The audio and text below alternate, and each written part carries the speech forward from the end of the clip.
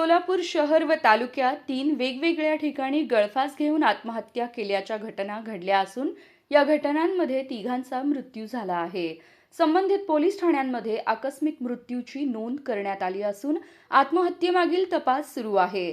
विजापूर नाका परिसरातील गरिबी हटाव झोपडपट्टी येथे 48 वर्षीय राजेंद्र बाबूराव शिंदे यांनी गळफास घेऊन आत्महत्या केली. रविवारी कुटुंबीय नातेवाईकांच्या लग्नासाठी तुळजापूरला गेले होते. रात्री घरी परतल्यानंतर त्यांना राजेंद्र शिंदे यांचा मृतदेह घरात गळफास घेतलेल्या अवस्थेत आढळला.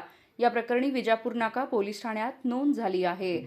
सहाय्यक फौजदार शेख पुढील तपास करीत आहेत. दुसरी घटना भवानीपेठ परिसरातील जम्मा वस्ती येथे घडली. प्रशांत पवार वय 35 राहणार जवळकर वस्ती बुधवार पेठ यांनी दारूच्या नशेत भाड्याच्या घरात गळफास घेतला. या घटनेची जोडभावी पेठ पोलीस ठाण्यात नोंद झाली असून हवालदार वाघमारे तपास करीत आहेत. तिसरी घटना दक्षिण सोलापूर तालुक्यातील कासेगाव येथे घडली. प्रभाकर बाळू बर्डे वय 37 यांनी घराजवळील झाडाला दोरीच्या सहाय्याने गळफास घेऊन आत्महत्या केली. सोमवारी पहाटे त्यांचा मृतदेह आढळून आला. नातेवाईकांनी त्यांना शासकीय रुग्णालयात नेले, मात्र डॉक्टरांनी मृत घोषित केले. या प्रकरणाची तालुका पोलीस ठाण्यात नोंद झाली आहे.